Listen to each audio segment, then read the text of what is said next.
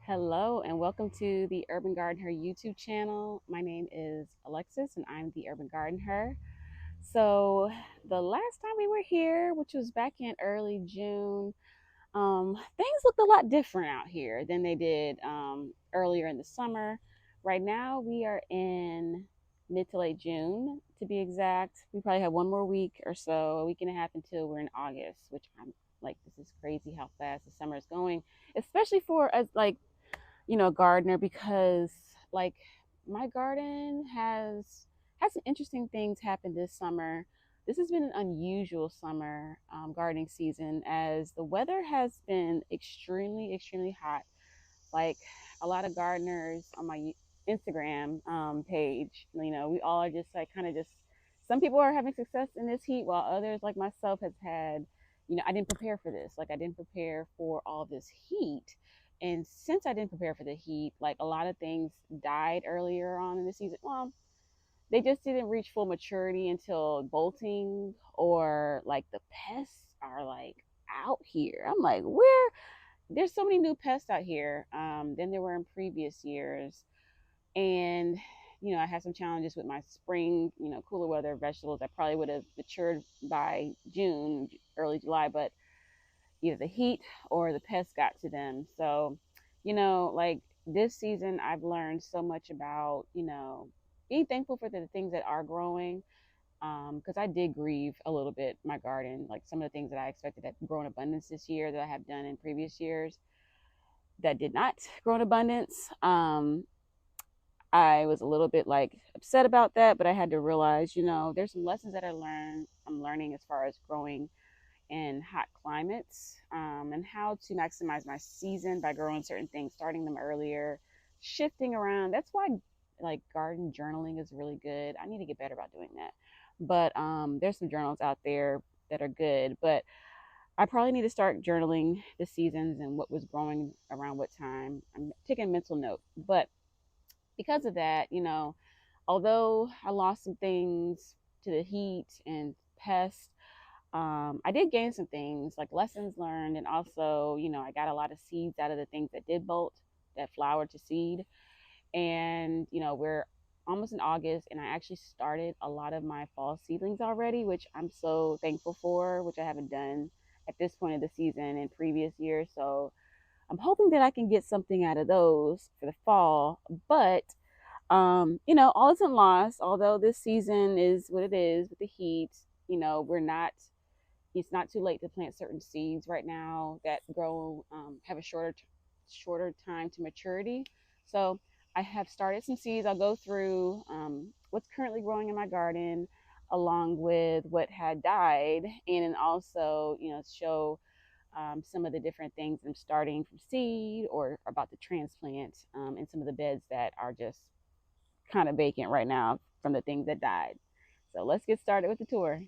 So a lot of the plants that did well in the heat are, and which are usually heat loving plants, are my peppers, which is to be expected, but they're actually they're thriving right now. I'm growing about a few of these California Wonder peppers here, which are like a bell pepper.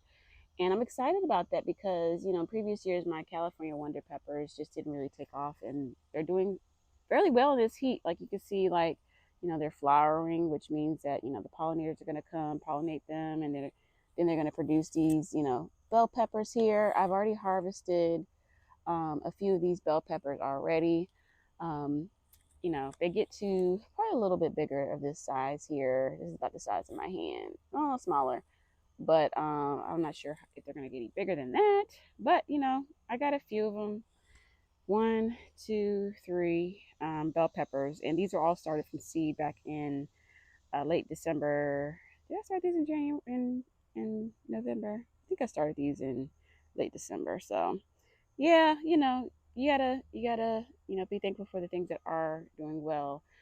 All my peppers. These are poblano peppers. I'm not sure if these are gonna get any larger. Like I've harvested a few, but I'm gonna look and see how big poblanos get. I thought they get bigger than this. But yeah, poblano peppers. are doing fairly well. I already harvested a round of these shishitos peppers that were in here. There was like a whole flush of them that came that were already harvested. I have my calendula here, which again, the heat has been in just disease. I think that's powdery mildew. I don't know. It's just, it's doing all right. I think the thing I learned about calendula is that I need to harvest the or deadhead the leaves, or I'm sorry, the flowers, so that they'll continue to produce more flowers. Because that'll, when you leave dead flowers on calendula, it'll tell it to stop producing. So I got to make sure I harvest those off. I planted some seeds here, some pole bean seeds. Just beans are doing very well in the heat. And of course, the weeds are, the weeds ain't, this heat ain't gonna do nothing to them weeds, but yeah. And sage is also doing very well. Like all of my herbs, except for my lavender. Some of my lavender is kind of struggling too. Yeah, marigolds here. I got like a squash plant that's growing, which I had actually started in another bed and just removed it because it was like struggling over there because of the pests. I hope I didn't bring no pests over here, but yeah, I started I don't even know what variety of squash this is, but there's another squash that's there as well that started from seed. So like the thing about like the squash this season, like you'll see, I had a whole configuration in my last video, a plan of how I was going to grow squash in my raised bed. I was going to have like two of the winter squashes vining over an arch, and then like the summer squashes growing underneath it. And this season, just like the powdery mildew took it out. Probably the squash vine borer took it out. Squash bugs were starting to infest the different squash plants, and they just never really took off. Like, and I don't know if it was a combination of the variety. Like these were heirloom varieties of the summer squashes that I was growing, and they would flower. They would have like the male flowers growing, and not a whole lot of female flowers, or the reverse. And it just did not produce. And I'm just like, you know what? A lot of my heirloom varieties didn't do that well this season either. So I see why people buy hybrids, like where they have, disease resistance. Um, and also, they have different like type of tolerances to the weather and heat. I just, yeah, everything just on my squash. I just didn't really get much squash this year. So that's why I moved some of the squash that I was growing and put it into the containers here, because there's one is a different location, and two, the thing about squash is that it grows quickly. So I have enough time between now and my first frost date, which would be probably late October, early November. So, I think squash takes about 40 days probably to mature from seed. So, I had time, and I put them in these containers here as another alternative. That's why it's good to kind of grow certain things in different locations of your yard, because you just never know how to grow there, how if pests will get to it. You have other backups. So that's literally what I'm doing here. And hopefully I will have some squash that'll reach maturity and that I can harvest before the fall. So we'll see. Over here, one thing I have learned this season that does grow well with the heat are eggplant. Ooh, my finger's in the way. Eggplant is growing very well. And you know what? This is my first year growing eggplant. I started this one from seed here, and I actually had to relocate it because, again, disease was starting to get to it. I think I don't know if these are thripes or something. The leaves are just holy. Something was just eating everything up in that bed. My eggplant and my tomato plant leaves were all struggling out there. So I had to move this plant, pick off some of the diseased leaves, and I sprayed it with some Captain Jacks and something else that just removes a lot of bugs in the garden. And it seems to be doing all right. So, we're not going to touch that, but that was started from seed. Whereas this one, I was just like, I need to get stuff in the ground. I just bought a transplant, a seedling from the store, and it already has like flowers coming in there. So again, this is my first year growing eggplant. I don't usually know what to cook with it. So if y'all know, please let me know in the comments. But yeah, I realized that eggplant does very well in the heat. Mind you, today it's like we just had a rain yesterday, but it's been weeks that we have not had rain. So, everything that is heat loving and they got some rain, they're even more happier. Um, I had some oregano that's tucked in there and some marigolds. They did fine. My onions. So before in this bed, if y'all remember, I had all these brassicas that were laid out here. I had cauliflower. I had Brussels sprouts. I had um, kale, all in this bed, all doing so well. And then that heat came, and the Brussels, although the stalk was going tall, the Brussels sprouts were like tiny, teeny, teeny, tiny, and weren't really producing. And then like the cauliflower started to, form a head, and then it just started to just flower. Like you could see it, the area where the white part of the cauliflower is was just spreading, and it wasn't like clumping tightly together. So I had to pull those out, and they also were infested. It was infested with a bug, which I'll put the name of it in here, which was new this year. Like I've never seen this bug ever in my garden, and this year it just was like tearing up my brassicas. And apparently that's a really bad bug to have in your garden. So I just removed the plants because I'm planning on putting brassicas out here for the fall, and I hope they're a little bit more mature and they can the bug won't really get to it. But I had to get it out of here and replace them with this eggplant and these peppers. So I have Scotch bonnets that are here, and I hope I get Scotch bonnets growing from this because it was a little late transplanted into the garden because it was super, super, super small. And then I think this is a jalapeno plant. Again, no peppers yet, no flower. Oh, there's a flower over here. But hopefully I get some peppers out of that, hot peppers, so I can make some Caribbean dishes. And then these other, I think it's a habanero and maybe a bell pepper plant that I just placed in replace in place of those what you call it, brassicas. And then also my marigolds. I have some beans here to help add nitrogen back to the soil, and some herbs. But yeah, this bed here was struggling for a little while, so it's what it is. So this here tower, which we got from Epic Gardening, and you can look in the link in my description for where you can find it from Epic Gardening. I have an affiliate code and a discount code within my description.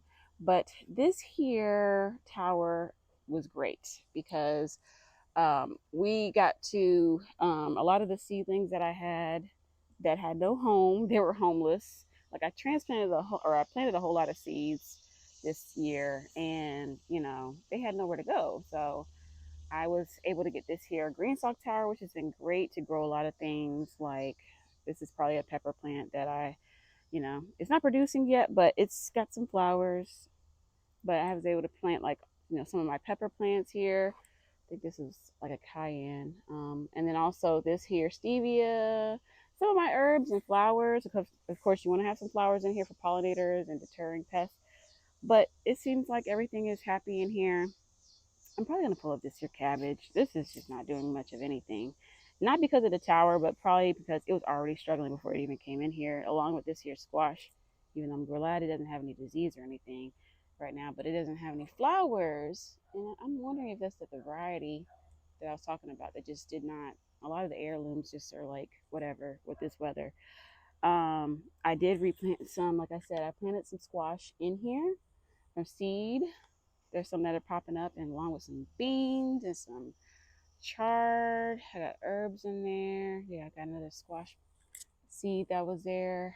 So my tower is doing fairly well. I don't have to. It's low maintenance. Like I really do like that. I don't have to water it a whole lot. Like it kind of is self-watering. You just pour the water at the top, and then it just drains down through. And it you see the wheels at the bottom. You can rotate it as well. So everything in here: beans, peppers, squash. My strawberries are not mad at this heat either. As long as I keep them watered, my strawberries are doing fairly well. But strawberries, actually, a lot of people that get these here green stalk planters like to put strawberries in there because they just like you see it cascading down and it's so pretty. So I have a few of these on here. But yeah, my green stalk tower. Get you one, you guys, especially if you want to grow things vertically in a small space. This is great for doing that. Something that I'm like worried about, but I'm surprised by is my celery, which is like, ugh. I had it underneath my deck, which was doing a lot better down there. Celery doesn't like a whole lot of heat either, but I put like a shade cloth on top of it when we move this down here because it gets a lot of sun down here, and it seems like it did this damage here with the sun damage. I don't know, but I'm like, am I gonna have to pull this up? But I mean, it's doing all right. It's doing okay. I got some back there too. These were started from seed back in November, y'all. That's how long celery takes to grow. It's crazy. This here celery has flower to seed, but I'm gonna, once it dries out, I'm gonna take out the seeds and harvest them. And then I also have some beans that are growing in there as well. So the beans again love the heat, love the heat, like it's nothing. We're gonna take a moment to admire these here flowers, these dahlias that's starting to bloom. I was worried about these. I didn't think I was gonna get any dahlias out of them. I got these bulbs from Lidl or somewhere, but they're doing all right. I had to go buy some zinnias because my flowers, I realized I needed more pollinators in my garden. I had no like flowers that were doing well in this heat, so I had to buy zinnias. Love the heat, so I had to buy some of those. But these are, they're coming back. They perked back after some of the heat that I had from transplant shock. So yeah. And although I have these here lemon and lime trees here, they are not producing any fruit. They're doing well with the heat. They love the heat, of course, because they're probably tropical fruit. But I think it's probably because these are new stems, and I don't know if I'm going to get any fruit from the stem on the first year that it grows. This took forever to flower, like add some stems, sorry, leaves for leaves to grow on here and stems to come out. But yeah, it finally started to, have some leaf development, and I don't see any flowers on here. So I don't even know if I'm going to even get any lemons or limes on here, but they're happy with the heat as well. So yeah, thankful for those. Another heat loving vegetable that you can continuously start from seed right now or directly sow. Look, just make sure you look at the number of days until your first frost. But corn is a really great heat crop. Like this thing, they're growing, as you can see, in grow bags. And the reason why I'm doing this is because, as you can see, corn takes up a lot of space. It takes up a lot of nutrients. And, growing last year in raised beds was not that great for me because they didn't produce. And then I ended up wasting so much space in my raised bed. So I ended up just planting these here in grow bags. And if you can see here, I'm using the Three Sisters method, which is kind of an experiment in the grow bag. And the Three Sisters method is where, like, the Native Americans would do a practice of companion planting using the corn as like a way to provide shade to the cooler, not cooler, but the crops like squash. Squash is another sister of the Three Sisters. I have squash in here, y'all, in my grow bag, in this here grow bag, tucked away with the corn, and then also the beans to add the nitrogen back to the soil. So I did that for both of these grow bags, but I did them in a weird order. Not weird, but what worked for me. Because I didn't initially plan to do Three Sisters method in here, but I planted the corn in the grow bags first, right? And then they started to grow. And when they got to a certain height, which is kind of like around now, I started planting the seeds for the beans and the squash, which, they would be able to, because squash is going to take over, right? And squash is a fast grower. I didn't want it to grow too fast before the corn, took up, got up high and started reaching maturity. So, yeah, that's what I have growing here. And I'm like, we'll see what happens. I see the tassels are starting to come, and I don't see the pollen yet, but the reason why I had failed with corn in the past is because when the tassels would come up, and then the silks would not come out first or come out at the same time, and then the tassels, the way corn pollinates is that the tassels have the pollen that falls down to the silks of the corn, and each silk is a kernel. So you want to make sure all the silks get some of the pollen on them so that they can pollinate. And so mine that year just did not all pollinate well, because usually when you have corn growing, you grow it in a field with a lot of corn, and all of them will get some pollen because from all the different types of pollen that's falling from all the corn in the field. But when you're growing in a small space garden, you don't have that luxury of all the corn growing in one space. So that's what I'm doing here. I'm gonna have to probably hand pollinate, hopefully the rain doesn't saturate the pollen, which is again one of the things I failed with. It made the pollen moist and it wouldn't fall down. So yeah, we'll see here. It hasn't came out yet, so I'm happy that no pollen is here when this big rain that we recently had. But that's my corn, my three sisters method in my grow bag. So I'll follow up and let y'all know how this works. But another funny story about this corn is that some of these corns are transplants from Home Depot. And usually you don't grow corn that way. You grow it from seed. It grows best from seed, but it was like a really hot season and a lot of the seedlings were dying at Home Depot when I went there. And I was just like kind of mad that they had them out. They were getting rid of them. I was just like, this is just such a waste. Like all these seedlings are dying. And the guy was like, you know what? You can go ahead and take these here corn seedlings. He's like, they're not going to produce because they have confined roots in the little seedling tray. So they're root bound. So he's like, it's not going to produce, but you could try. And I was like, you know what? I want to try an experiment. Let's see if I actually get some corn from here. So we will see what happens, y'all.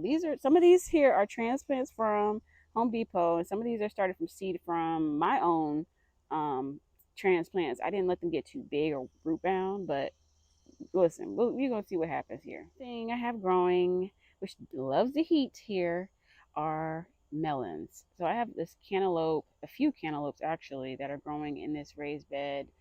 And this is usually my cantaloupe bed. And I actually have planned to trellis this. I was gonna get my tomato cage. It's a really tall, heavy duty tomato cage to see if I can grow things up. And it looks like it's about time because look here, all of this is trailing over.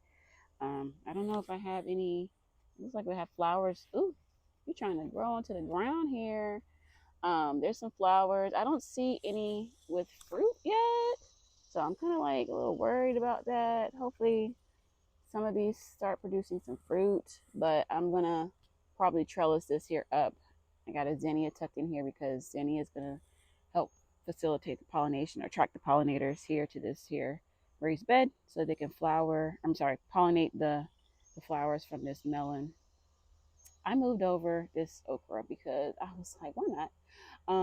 I have so many of it growing in this bed here, which is I'll go through that bed in a few. But yeah, I moved it over here because it wasn't getting much sunlight, and I love okra, and I'm like, we're gonna make this work over here. So my thought is that it's gonna grow up tall and kind of help provide some shade for some of these plants, so it won't get too hot.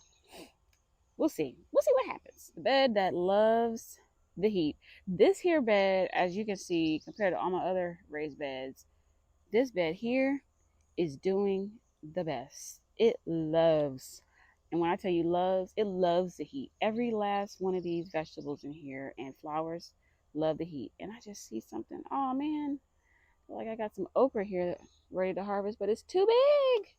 Oh no, I let it get too hard. That's okay. We'll make some okra water, which I've seen people do. Um, yeah. So what I have growing in this here raised bed is okra, okra, and I have some here zinnias, and I have some Tabasco, and basically everything that's in here. And I think I have some beans tucked back there. Yeah. Am I getting mosquito bites? I think I am, y'all. It is so moist out here, and mosquitoes love this heat and humidity. But I have some pole beans back there. I don't know which variety, but I know I have some because you can see back there. There's some pole beans that are, coming up. Sorry if my finger's in the way. And I have some zinnias that are loving the heat, and they help the pollinator or attracting the pollinators. I have like quite a few pepper plants that are growing in here. I have these here big gem ones. I'm still trying to learn how to cook with these. They're not hot, but they're not like sweet, like, I don't know. They're like mild, but they're in there along with poblanos. Looks like that's poblano. I got an okra plant that's right there mixed in. I got a red okra plant here. Is it no flowers yet?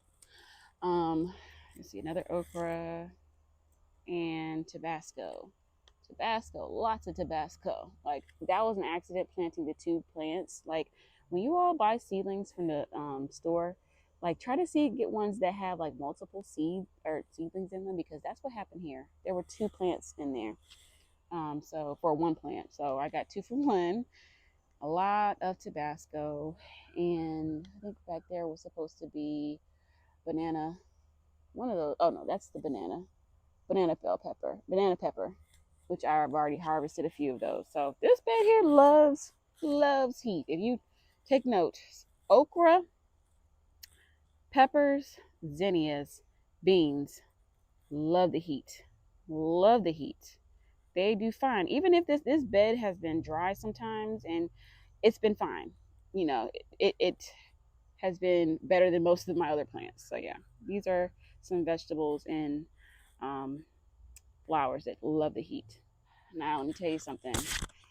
The bed that struggled the most this season is this here squash bed. And like I don't know, this is the bed that I grieve the most because I wanted squash. You know, it's funny, I grew up hating squash. Like my parents used to force me to eat it, but I wanted to grow so much of it because I recently, my husband, he loves cooking and he's found some very creative ways to grow squash, or I'm sorry, to cook squash. And so all of my squash has been destroyed either to powdery mildew or the squash vine borer or squash bugs. Like they just did not do very well out here in the heat. And so, you know, I'm taking note of that for future years for how to grow it and when to grow it because that time of year, it just did not do well at all for me. My winter squash, you know, I had started some seeds like a month ago and they're just really starting to take off. And I can see some of here, some powdery mildew on there, which is just not good either. And it just spread all through this bed, got on all the plants and the leaves and my sunflower here as well. And also some of these here, um, purple hull cowpeas, which, you know, was trying to do Three Sisters method back over here. Yeah, this was one of the beds that was most disappointed by, but beans did fairly well in here, and I added a lavender marigold. I'm gonna probably pull up the remainder of the squash plants that are in here and add some compost and use it as a bed for my brassicas. Maybe I don't know if that's a bad crop rotation um, combination, but I mean it's one of my beds that's left over, and I'm just gonna replenish the soil so that I can just add stuff in the fall because it just did not do well here. I'm also considering putting some beets in this bed. Some beets. You can start beets now from seed. In addition to some of my radishes, actually in my community garden plot are actually fine. They're thriving, which I'm surprised by. So beets, some radishes, some probably beans, and then I'm going to figure out what kind of brassica I'm going to add here. I do have some sunflowers that I started, and I'm so happy to see it. They're living right now, but I started them from directly sowed them in another bed with the melons, and you know I didn't want them to compete with space, so I moved them back here so that they could provide, when they get tall, they can provide shade for the cooler weather loving vegetables like my brassicas and my beets that are going to go in this bed here. While it's still kind of hot in the summertime, they'll be here kind of shading things out and creating like a microclimate to make it cooler, cool down the soil. So that's my plan for this bed, but it just, oh, like this is the bed that really got to me. This one and my other one, which I'll show you. So another bed that didn't do too well this year is this here bed. Yeah, I had, what my plans were was to grow my tomatoes, which they're actually living. I'm so happy to see that they're actually like they're coming back to life. But I was growing tomatoes. My plan was to grow tomatoes on opposite ends of this here raised bed, and then it was going to provide shade to some of the vegetables that are growing down here. Like I actually had, what was it called, eggplant that was growing here. And again, I told you that the, I don't know if it's thrips. I will look up the name of the pest that ate like the holes in the leaves, but yeah, that's what happened here. My eggplant wasn't doing too well here. A lot of the leaves from my other, the older leaves from these tomato plants weren't doing too well. They had the same disease. I actually transplanted this here tomato. I had like a cherry tomato that had produced cherry tomatoes, but it just stopped growing. Like everything literally halted because of the heat, and then the disease consumed the leaves, and it just was like a disaster. So I yeah, I blamed myself at first because I was like, maybe I'm pruning the leaves too much in the heat, and that might have been it too. But I think like it was just the heat was just getting to these plants, and you know they were just like, hold up, we're producing, but we're going to stop producing right now until this heat gets under control. And I'm noticing that now as temperatures have cooled down, and we've gotten a little bit of rain. It was so dry, but yep, these here tomatoes are coming back. Looks like I had to prune them back, um, just because it was so much disease. But it looks like I see some flowers, which it makes me so happy because these are indeterminate varieties that will continuously grow as long as I care for them. And it looks like they're happier right now. So maybe I'll get some like fall tomatoes, which I have gotten some early fall tomatoes, which is not bad. It's a great thing to have when you're in a season that is not for that plant. You get tomatoes in that season. So I also have some calendula here and snapdragons, which y'all were flowering. I guess I don't know. They were flowering. Yeah, I have chives. A lot of my herbs are still here. Herbs did very well in this heat. Let me tell you, with the exception, of course, cilantro doesn't grow in heat, but my basil, although it did start to flower, I was able to catch it. My basil, my chives are doing all right. My thyme is doing all right. Parsley is a little. I see some beans in here that I forgot about. So I'm thinking that I'm probably going to. I don't even know what I'm going to do with this bed, y'all. Like I'm just so. Oh, I forgot about the peanuts that I planted in there, which they were doing fine before, but I don't know if they're actually going to produce peanuts. We'll see. Yeah, these two beds are what really got me this season because I had plans for them, and the heat was like, nope, change of plans. You need to pivot and shift. But yeah, I don't know. I'm thinking I'm probably gonna put brassicas in here, but I just don't know what kind and when because I have lemongrass also there. Some of these herbs are doing fairly well in here. Maybe I need to just reconfigure and move them in like not in the heat, but move them, in the morning, evening time, another place in the raised bed, so that I can fit other cooler fall vegetables. So that maybe these here tomatoes will kind of shade them out and create like the microclimate I was talking about, so that it cools down the soil for them. I don't know, y'all. It's just this was the season. This was the season. And then the bed that was kind of interesting. Ooh, I'm so happy I can see something that I can harvest today. Was my cucumber bed, and I have a few things growing here. Like I mentioned before, that we had cucumbers growing in another part of our um, garden in previous years, but I moved them because I didn't want them to be next to my melons and cross pollinate, because then that would affect the taste of my melons. So I moved my cucumbers here, which was a great decision because it loves the location, loves the sunlight, it's getting water, all the things. And I planted them next to some, um, uh, what is this?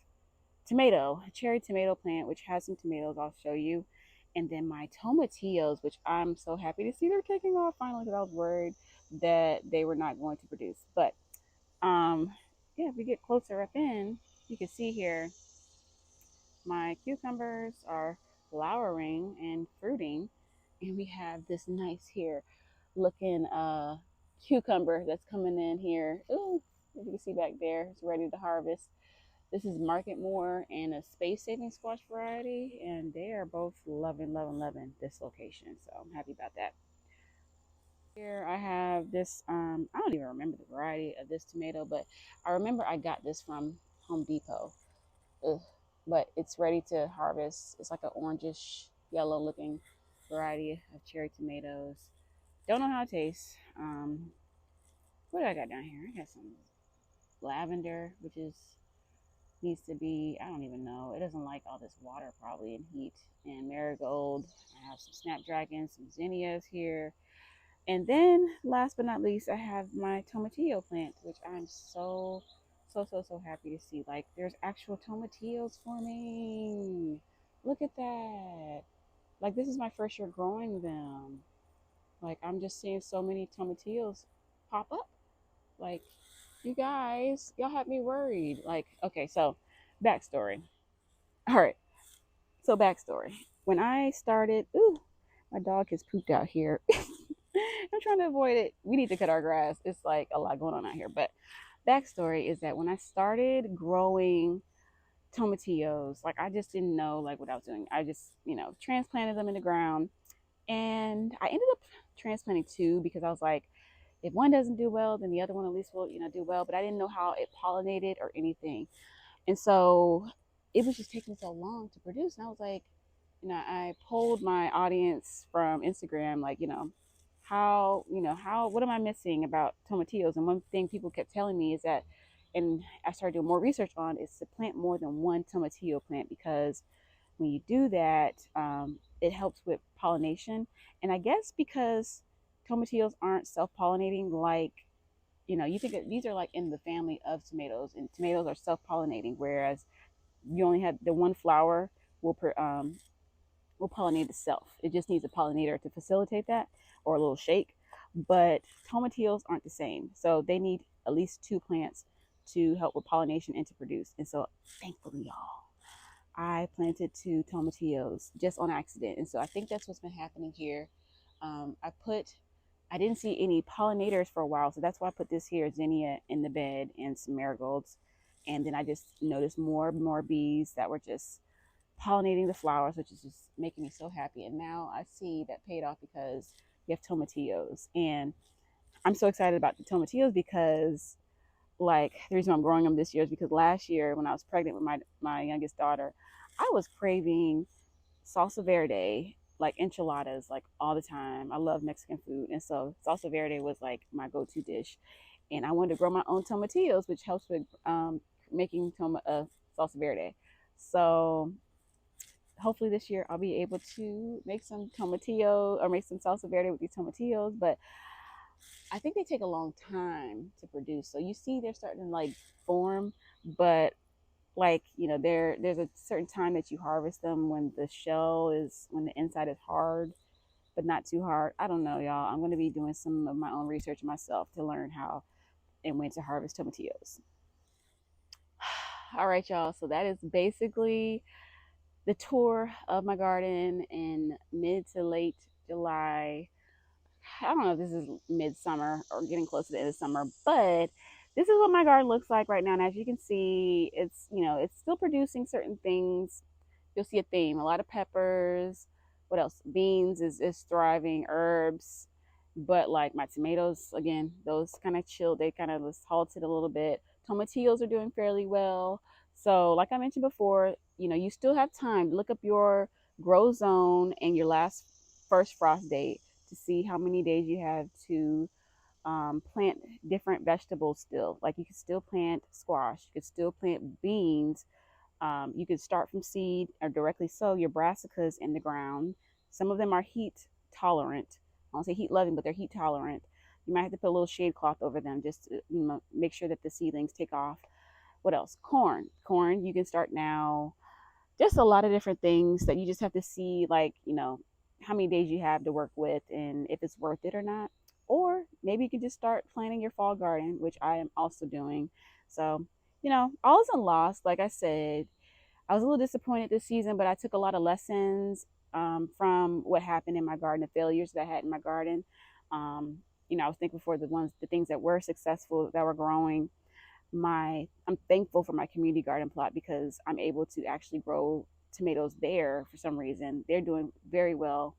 Not they're flowering, but they're not like producing fruit yet. So I'm just thankful for that space to be able to grow, like, different things that I can't grow here in my garden in my backyard. But take the lessons you learned from the failures that you had from plants that died and use those to grow something beautiful in the next season, is what I say. So I hope you had enjoyed this tour, and please be sure to like and subscribe to my channel, and I hope to keep you all up to date on what's happening here. and happy gardening.